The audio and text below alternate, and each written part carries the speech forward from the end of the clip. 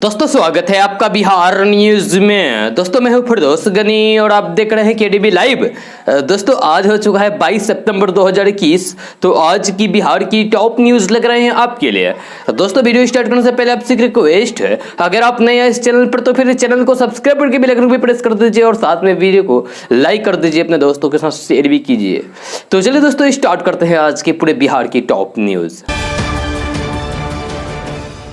दोस्तों आज सबसे पहले बात करते हैं कि पटना में घर घर पाइप से रसोई गैस पहुंचाने का काम तेजी से चल रहा है। जी आजकल रोज कम से कम 45 नए पीएनजी कनेक्शन लोगों को दिए जा रहे हैं। गेल इंडिया ने 2022 के अंत तक 35,000 से भी ज्यादा घरों तक पीएनजी गैस कनेक्शन पहुंचाने का लक्ष्य तय किया है। यह देश के कई महानगरों की तरह पटना में भी अब सुविधाओं का विस्तार हो रहा है। इसी क्रम में पीएनजी गैस पाइपलाइन का काम तेजी से आगे बढ़ रहा है।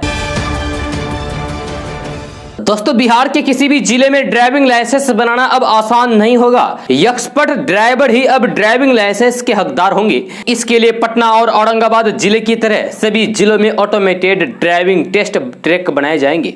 जहां आधुनिक ट्रैक बन जाने के बाद ड्राइविंग टेस्ट मैन्युअली नहीं बल्कि स्मार्ट तकनीक से होगा।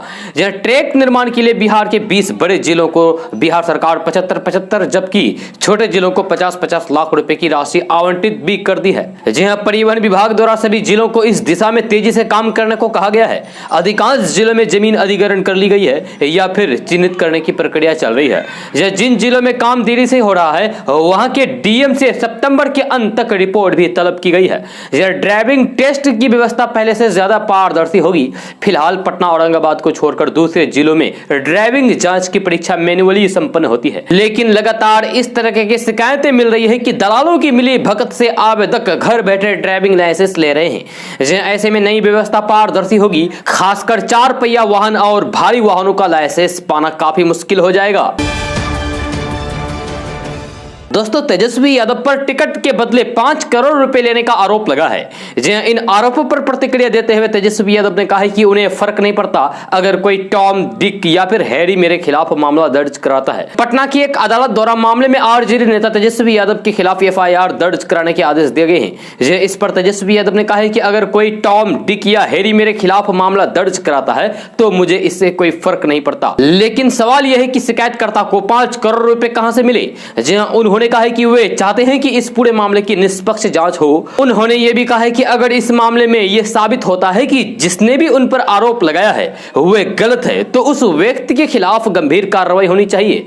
दरअसल कांग्रेस नेता संजीव कुमार सिंह ने आरोप लगाया है कि तेजस्वी यादव और मीसा भारती के साथ ही कांग्रेस के प्रदेश अध्यक्ष मदन मोहन झा और प्रदेश कांग्रेस प्रवक्ता राजेश राठौर ने उनसे 5 करोड़ रुपए लिए थे, लेकिन उन्हें टिकट नहीं मिला। दोस्तों बिहार में महंगाई चरम पर पहुंच गई है। जहां सरसों तेल से लेकर नमक तक की कीमत में उछाल आ गई है। इसके चलते भोजन की थाली अब आम लोगों से दूर होती जा रही है। रसोई गैस पहले ही गरीबों की पहुंच से दूर हो चुकी है। एक सिलेंडर की कीमत 1000 के करीब पहुंच गई है। यही वजह है कि उज्ज्वल योजना के तहत रसोई गैस लेने वाले 75% उपभोक्ता फिर से लकड़ी या फिर कोयला पर खाना बनाने लगे हैं। जी हाँ, 5 रुपए का सरसों तेल खरीदने वालों को अब दुकानदार भगा दे रहे हैं। 10 रुपए से कम का तेल नहीं बेच रहे हैं। सरसों तेल ने पहली बार दोहरा शतक लगाया है। जहां बाजार में ये 200 रुपए प्रति लीटर है, थोक बाजार में 190 रुपए प्रति लीटर है। 1 से 1.5 माह के दौरान सरसों तेल में 40 से 50 रुपए का उछाल आया है। जहां रिफाइन में 10 से 20 रुपए का उछाल आ गया है। 140 से 150 रुपए प्रति लीटर बिकने वाला रिफाइन 160 रुपए प्रति लीटर बिक रही है। सोयाबीन 10 रुपए महंगा हो गया है। 300 ग्राम का पैकेट पहले 45 रुपए में मिल रहा था, अब 55 रुपए हो गया है।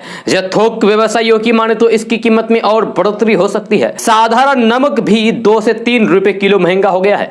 टाटा नमक की कीमत कुछ दिन पहले तक 20 रुपए प्रति किलो थी, जो अब बढ़कर 22 रुपए प्रति किलो हो गई है। दाल की कीमतों में भी तेजी से उछाल आई है। 70 रुपए किलो बिकने वाला मसूर दाल अब 98 से 100 रुपए किलो हो गया है। मूंग दाल में भी 10 रुपए किलो की बढ़ोतरी हुई है। कुछ दिनों पहले तक यह 90 रुपए किलो मिल रहा था, अब 100 रुपए किलो हो गया है। 100 रुपए किलो बिकने वाला अरहर दाल 110 से 115 रुपए किलो बिक रहा है। चना दाल में भी 5 रुपए की बढ़ोतरी हुई है। चावल की कीमतों में भी 4 रुपए किलो तक की बढ़ोतरी हुई है। दोस्तों बिहार के मुख्यमंत्री नीतीश कुमार ने कल लोगों को दूसरे रोपवे की सौगात दी है। सीएम नीतीश कुमार ने कल बांका जिले में स्थित मंदार पर्वत पर रोपवे का उद्घाटन किया। यह रोपवे के उद्घाटन के बाद मुख्यमंत्री नीतीश कुमार ने पुरातात्विक धरोहर का निरीक्षण भी किया।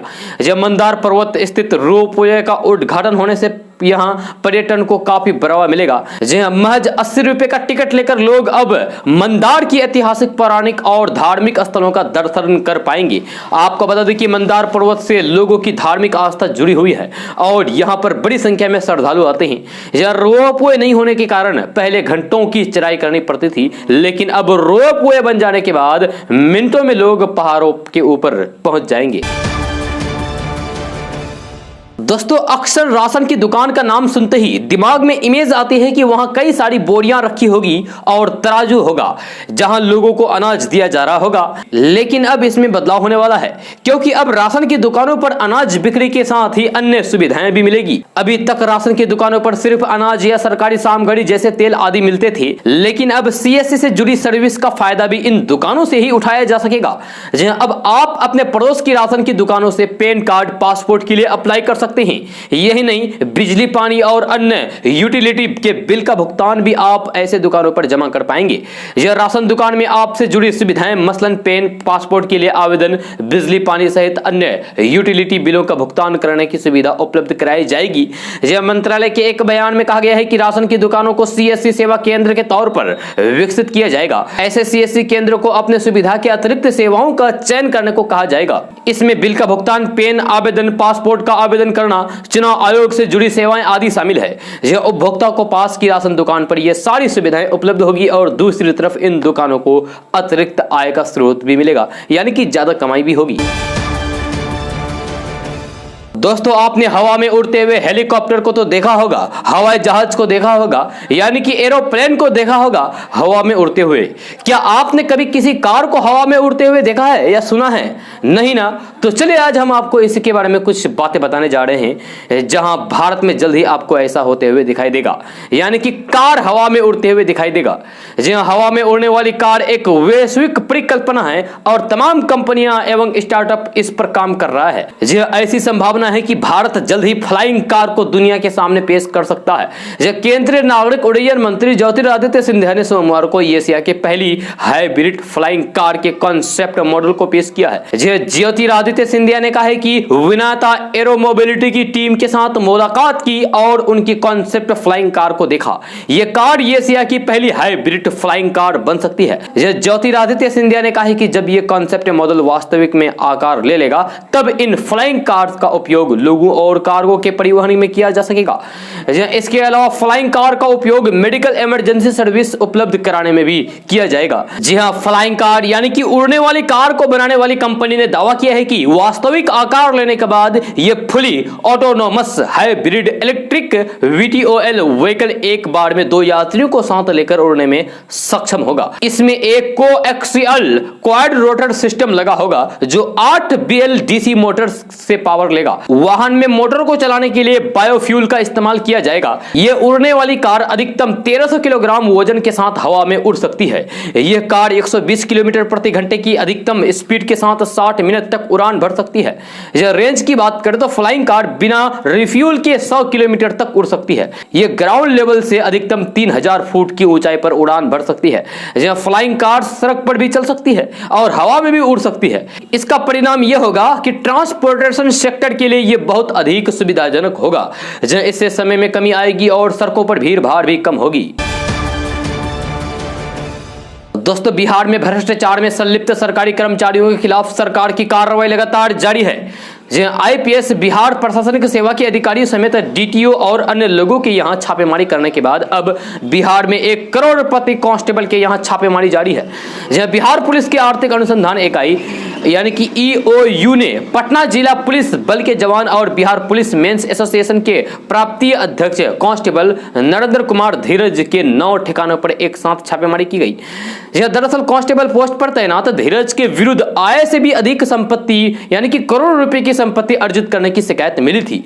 इस मामले में धीरज के खिलाफ सोमवार को ही आर्थिक अपराध थाने में मामला दर्ज किया गया था, जिसके बाद मंगलवार को एक साथ उनके कई ठिकानों पर छापेमारी जारी है। धीरज पर आरोप है कि उसने खुद और परिजनों के नाम पर करोड़ों रुपए की चल अचल संपत्ति अर्जित की है। आय से भी अधिक संपत्ति से संबंधित शिकायत होने के बाद सिपाही नरेंद्र कुमार धीरज के पटना, आरा, मुजफ्फरपुर स्थित गांव अरवल, आरा जैसे कई ठिकानों पर रेड चल रही है। ईओयू की इस रेड से प्रशासनिक खेमे में भी हरकत मचा हुआ है। आरा के एक ही इलाके विष्णुनगर भेलाई रोड में धीरज के कई भाइयों के प्लॉट और जमीन है।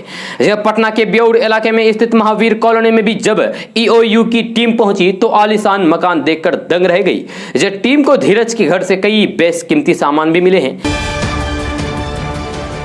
दोस्तों, अखिल भारतीय अखाड़ा परिषद के अध्यक्ष महंत नरेंद्र गिरि की सोमवार को संदिग्ध परिस्थिति में मौत हो गई। मौत हो जाने के बाद मंगलवार को उत्तर प्रदेश के मुख्यमंत्री योगी आदित्यनाथ ने प्रशासनिक अधिकारियों को जांच के निर्देश दिए हैं। इसके साथ ही उन्होंने प्रयागराज के बागमबाड़ी मठ पहुंचकर महंत नरेंद्र गिरि को श्रद्धांजलि दी। इस मौके पर उन्होंने कहा कि इस दुखद घटना से हम सभी व्यथित हैं। समाचार एजेंसी ANI को उत्तर प्रदेश के मुख्यमंत्री योगी आदित्यनाथ ने बताया है कि इस दुखद घटना से हम सब व्यथित हैं। यह हमारे आध्यात्मिक और धार्मिक समाज की अपूरणीय क्षति है। यह मान अपमान की चिंता के बगैर उन्होंने प्रयागराज कुंभ को भव्यता के साथ आयोजित करने में योगदान किया है। दोस्तों, पाकिस्तान में एक हिंदू लड़की ने वह उपलब्धि हासिल की जो इससे पहले किसी हिंदू लड़की ने आज तक हासिल नहीं की थी। 27 साल की डॉक्टर सना Ramchandra Gulwani central superior services यानी कि CSS की परीक्षा पास करने में सफल रही है। सना रामचंद्र पहली हिंदू लड़की है जिसने ये उपलब्धि हासिल की है। इसके साथ ही सना ने इतिहास रच दिया है कि सना ने पहले ही प्रयास में परीक्षा पास की है।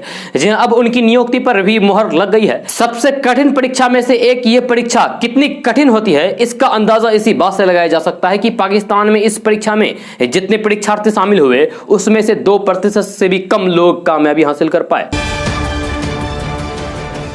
दोस्तों, अगर आप ATM जाते हैं पैसे निकालने के लिए और कटे फटे नोट आपको मिल जाए यानी कि कटे फटे नोट ATM से निकल जाए तो फिर उस स्थिति में आप क्या करेंगे, इसी बारे में हम आपको अभी बताएंगे। तो आजकल लोग पैसों का लेन देन ज्यादातर UPI यानी कि डिजिटल के माध्यम से कर रहे हैं, लेकिन कैश से भी लेन देन कर रहे हैं। इस कैश के लिए लोगों को बैंक के ATM भी जाना पड़ता है, लेकिन कई बार ATM से निकले कुछ नोटों के कटे फटे होते हैं और लोगों को इस नोट को लेकर परेशानी हो जाती है। लेकिन इससे परेशान होने की बिल्कुल भी जरूरत नहीं है। दरअसल बैंक ATM से निकले कटे फटे नोट को बदलने से इनकार नहीं कर सकता है। भारतीय रिजर्व बैंक के नियमों के अनुसार यानी कि RBI के नियमों के अनुसार अगर कभी भी ATM से आपके पास कटे फटे नोट निकल जाते हैं तो आप उसे बैंक से आसानी से बदल सकते हैं। हाँ, बुरी तरीके से जले हुए टुकड़े टुकड़े होने की स्थिति में नोटों को नहीं बदला जा सकता है। इस तरह के नोटों को RBI के ECU ऑफिस में ही जमा कराया जा सकता है। रिजर्व बैंक ऑफ इंडिया यानी कि RBI के नियमों के मुताबिक अगर ATM से कभी कटे फटे नोट निकलते हैं तो आप उसे बैंक से आसानी से बदल सकते हैं। बैंक के पास इनकार करने का अधिकार नहीं है। इसके लिए आपको उस बैंक में जाना होगा जिसके ATM से आपने पैसे निकाला है। वहां जाकर आपको एक आवेदन देना होगा जिसमें आपको पैसे निकालने की तारीख, समय, जहां से पैसे निकासी की है उसका नाम लिखना होगा। आवेदन के साथ ATM से निकली हुई स्लिप दिखानी होगी और अगर स्लिप नहीं है तो फिर फोन पर SMS को दिखाना होगा जिसमें डेबिट की जानकारी दी गई है। इसके बाद बैंक में मौजूद अधिकारी आपके नोट या फिर नोटों को तत्काल बदल देगा। आपको बता दें कि अप्रैल 2017 में रिजर्व बैंक ने अपने एक गाइडलाइंस में साफ साफ कहा था कि बैंक कटे फटे नोट बदलने से इनकार नहीं कर सकता है। यह सभी बैंकों को आदेश है कि वे हर ब्रांच में लोगों के कटे फटे नोट बदल लेंगे। दोस्तों, जमुई के सांसद चिराग पासवान कल दिल्ली से पटना पहुंचे। पत्रकारों के सवालों का जवाब देते हुए चिराग पासवान ने बताया है कि बिहार विधानसभा उपचुनाव में उनकी पार्टी प्रत्याशी को उतारेगी।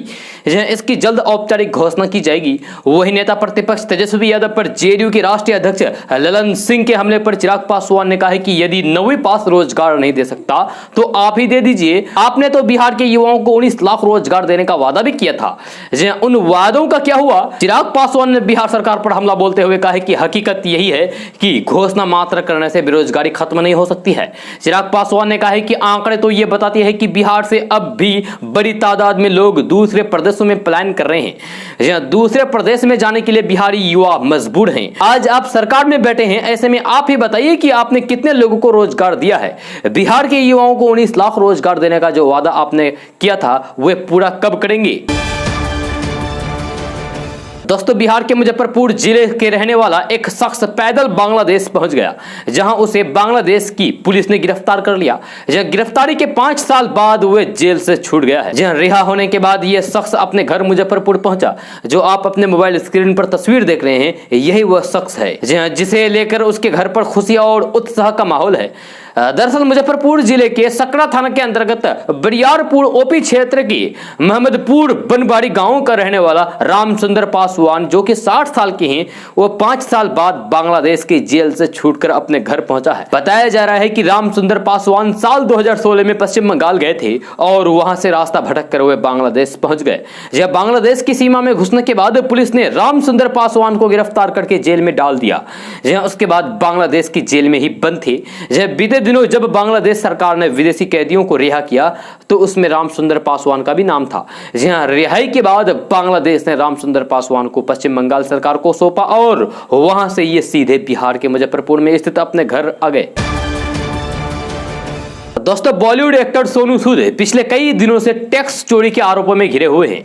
वहीं छापेमारी के बाद आईटी के अधिकारियों ने सोनू सूद पर 20 करोड़ रुपए के टैक्स चोरी का आरोप लगाया है। अब इसी मामले में सोनू सूद ने अपनी चुप्पी तोड़ी है। एक इंटरव्यू में सोनू सूद ने कहा है कि मैंने कभी कुछ गलत नहीं किया है। मुझे 2 बार राज्यसभा सीट का ऑफर भी मिल चुका है किसी पार्टी के द्वारा।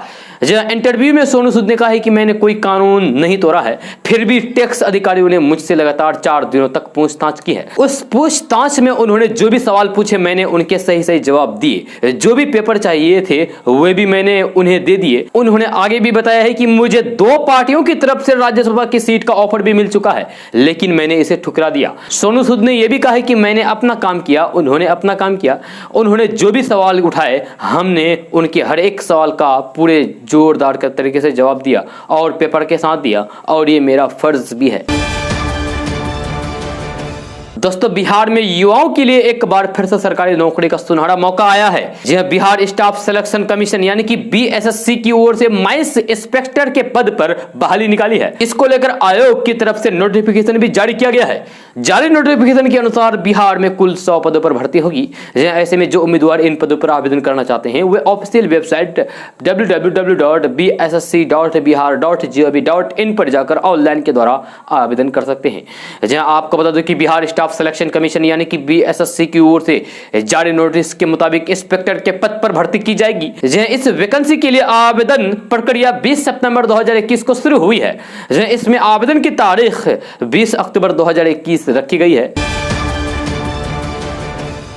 दोस्तों पंचायत चुनाव को लेकर प्रशासनिक तैयारियां जोर शोर से शुरू हो गई है। चुनाव कर्मियों को प्रशिक्षण दिया जा रहा है।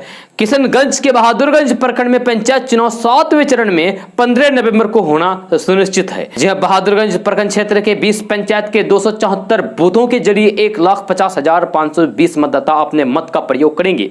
बिहार में कुल 11 चरणों में चुनाव होना है। इस हिसाब से किशनगंज जिले में पंचायत चुनाव 4थे चरण से शुरू होकर 10वें चरण में समाप्त होगा। इसके अंतर्गत किशनगंज प्रखंड में 20 अक्टूबर को 4था चरण, टेरागाछ प्रखंड में 24 अक्टूबर को 5वां चरण, दिगल बैंक प्रखंड में 3 नवंबर 6ठा चरण, बहादुरगंज प्रखंड में 15 नवंबर को 7वां चरण, ठाकुरगंज प्रखंड में 24 नवंबर को 8वां चरण, पोठिया प्रखंड में 29 नवंबर 9वां चरण और कोचाधामन प्रखंड में 8 दिसंबर को 10वें चरण में चुनाव होगा।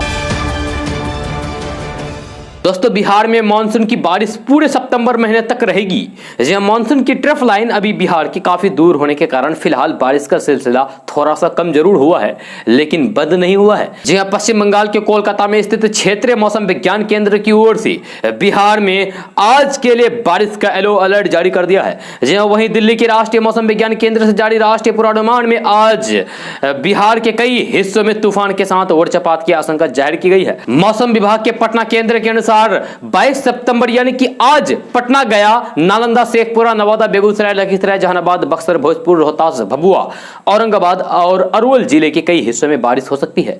वहीं 23 सितंबर यानी कि गुरुवार कल पश्चिम चंपारण, सिवान, सारण, पूर्वी चंपारण, गोपालगंज, सीतामढ़ी, मधुबनी, मुजफ्फरपुर, दरभंगा, वैशाली, शिवहर और समस्तीपुर में बारिश के आसार अधिक हैं।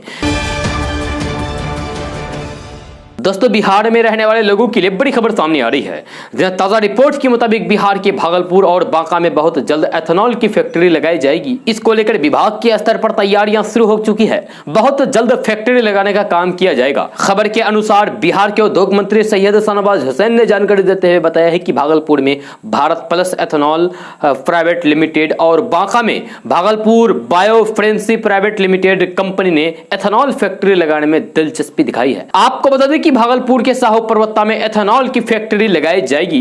इसको लेकर तैयारियां चल रही है। जहां भागलपुर और बांका में एथेनॉल की फैक्ट्री लगाने से यहां के लोगों को काफी फायदा होगा। साथ ही साथ इन फैक्ट्रियों में रोजगार के अवसर भी बढ़ेंगे। दोस्तों, कहते हैं कि सियासत की नजर अचूक होती है और अपने काम की चीज ढूंढकर उसका इस्तेमाल करने में से भी नहीं चूकती। यह कोई एक पक्ष नहीं बल्कि दोनों ही ओर से बराबर ऐसी चीजों का उपयोग किया जाता है। जी हां, इस बार बारी बिहार में नेता प्रतिपक्ष तेजस्वी यादव की पार की नजर की थी और उन्होंने ऐसा ही एक वायरल वीडियो ट्वीट किया है जिसमें एक मुस्लिम शख्स दूरदर्शन पर प्रसारित हुए महाभारत धारावाहिक का टाइटल गीत बहुत ही सलीके तरीके से गाते हुए दिखते हैं।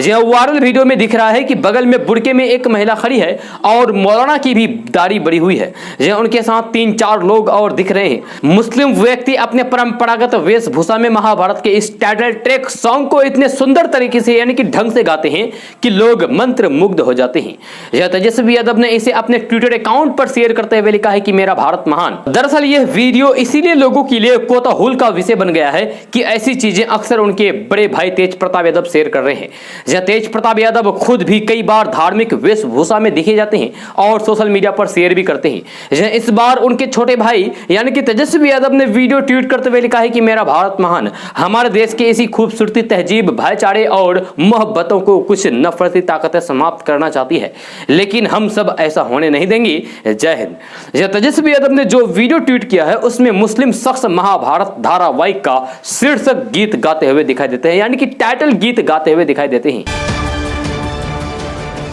दोस्तों, मध्य प्रदेश के शिक्षा विभाग ने फैसला किया है कि स्कूलों में छात्र अब रामायण का पाठ भी पढ़ेंगे। सरकार ने हाल ही में जो पाठ्यक्रम जारी किया है उसके मुताबिक रामचरितमानस का व्यवहारिक ज्ञान के नाम से एक पूरा पेपर होगा जिसमें छात्रों को रामचरितमानस से जुड़े आदर्शों का अध्ययन कराया जाएगा। मध्य प्रदेश सरकार के इस फैसले के बाद बिहार में भी बीजेपी के नेताओं ने भी इशारों में यह मांग शुरू कर दी है। बिहार के श्रम मंत्री जीवेश मिश्रा ने कहा है कि राम का चरित्र लोगों तक पहुंचे और हमारी युवा पीढ़ी इसे भी जाने।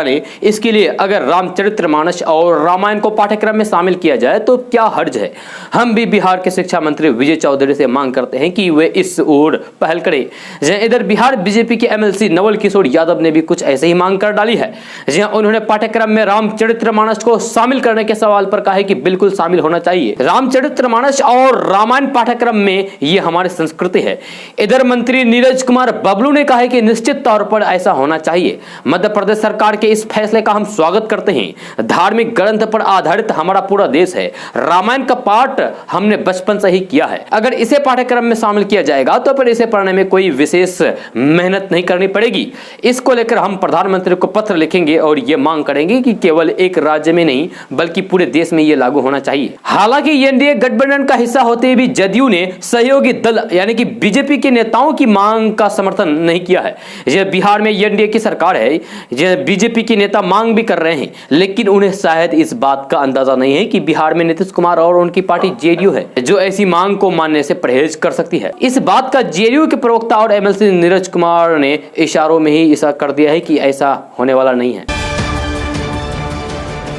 दोस्तों, उत्तर प्रदेश में अब राम मंदिर के नाम पर वोट मांगना शुरू हो गया है। जहां उत्तर प्रदेश में विधानसभा चुनाव के लिए अब 6 महीने से भी कम वक्त बचा है। चुनावी मौसम में हर पार्टी और नेता एक्टिव हो गया है।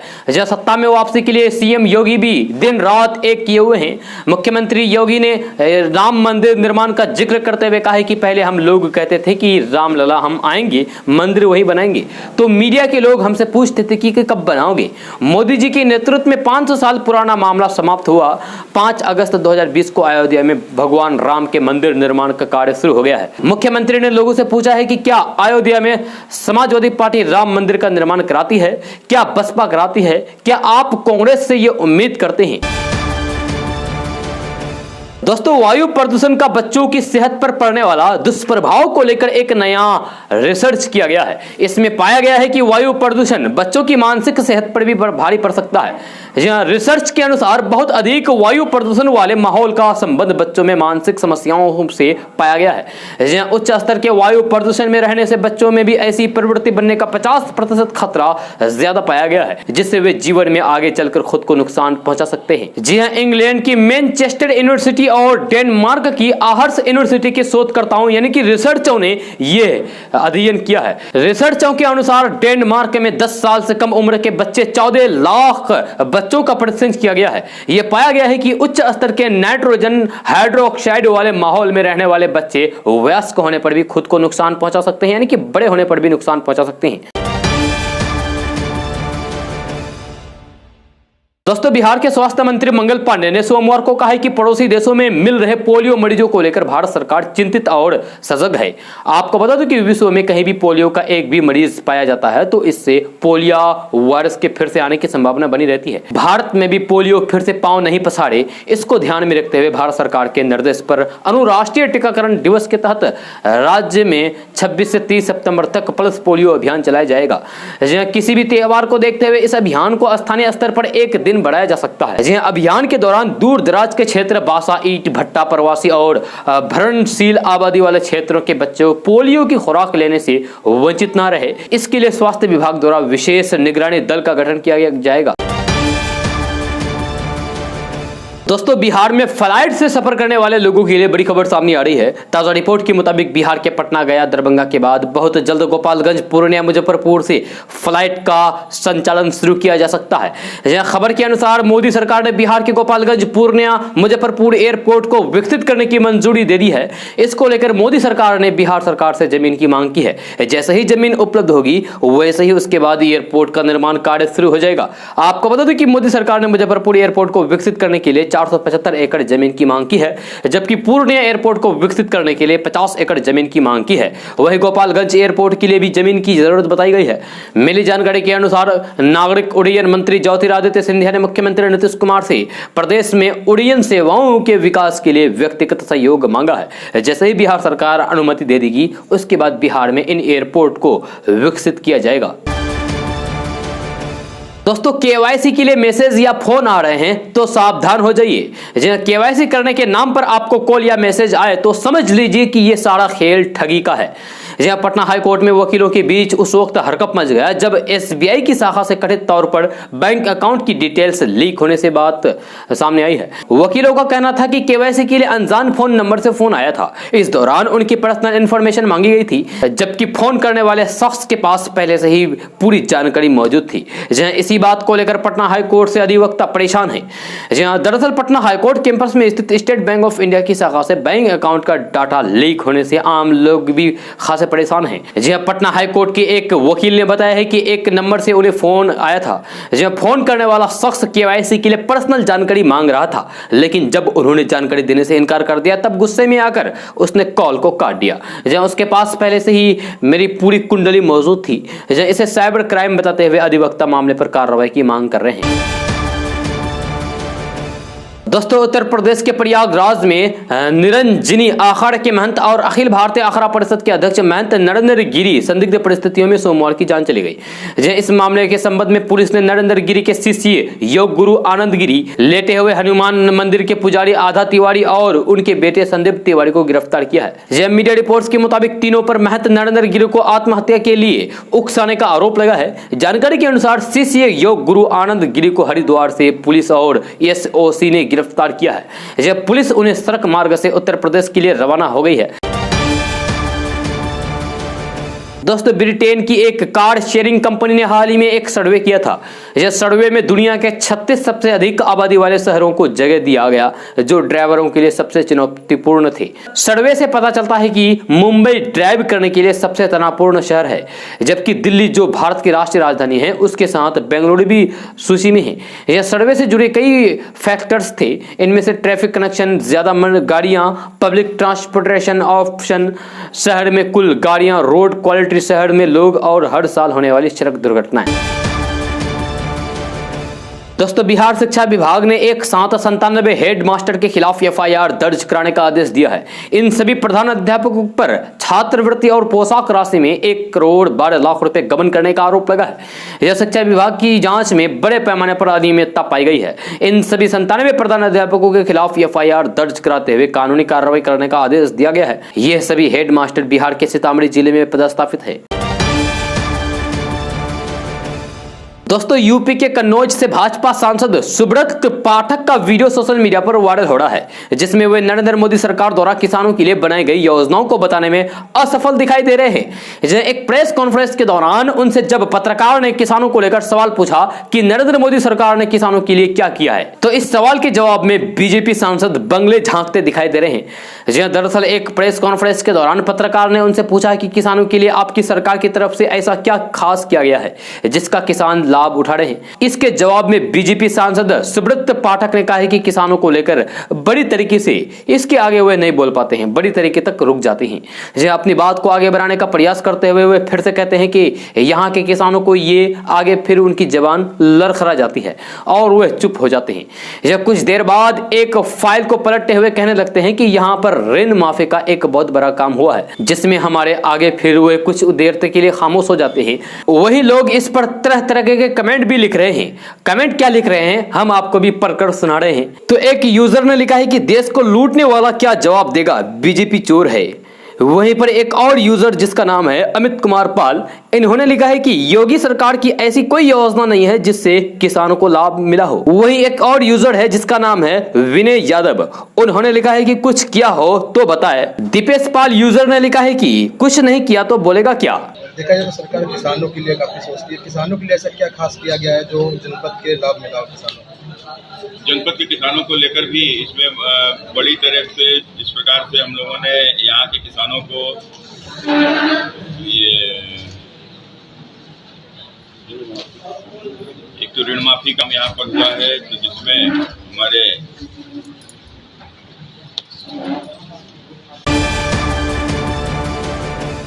दोस्तों बिहार में मौसमी बुखार से पीड़ित होकर अस्पतालों में इलाज के लिए आने वाले बच्चों का सिलसिला लगातार जारी है। सोमवार को बिहार के सरकारी अस्पताल में बुखार की शिकायत को लेकर 8,482 बच्चे ओपीडी में इलाज के लिए आए।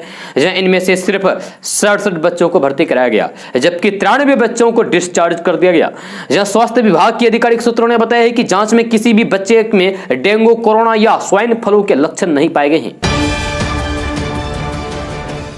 दोस्तों झारखंड के मुख्यमंत्री हेमंत सोरेन ने कहा था कि मगही और भोजपुरी केवल बिहार की भाषा है, झारखंड की नहीं। हेमंत सोरेन के इस बयान को लेकर सियासी पारा चढ़ता नजर आ रहा है। मुख्यमंत्री नीतीश कुमार सोमवार को झारखंड के मुख्यमंत्री हेमंत सोरेन पर जमकर बरसे।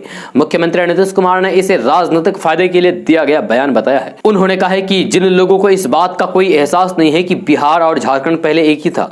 साल 2000 में बिहार के 2 हिस्से हुए। बिहार के लोगों को झारखंड के लोगों के प्रति पूरा प्रेम है। उन्होंने कहा है कि झारखंड के लोगों को भी बिहार के लोगों से प्रेम है, मगर पता नहीं राजनीति के लिए लोग क्या बोलते हैं।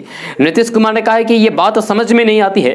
नीतीश कुमार ने एक बार फिर से ऐलान किया है कि बिहार में कोविड-19 टीकाकरण कार्यक्रम के तहत 6 महीने के अंदर 6 करोड़ लोगों को वैक्सीन की डोज लगा दी जाएगी। दोस्तों आज का न्यूज़ बस ये तक। कैसा लगा जरूर अपना सुझाव दीजिएगा नीचे कमेंट बॉक्स में कमेंट करके। अगर आप नए आए इस चैनल पर तो फिर चैनल को सब्सक्राइब करके बेल आइकन को भी प्रेस कर दीजिए और साथ में वीडियो को लाइक कर दीजिए, अपने दोस्तों के साथ शेयर भी कीजिए। तो चलिए दोस्तों फिर मिलते हैं अगले वीडियो में। जय हिंद, जय बिहार।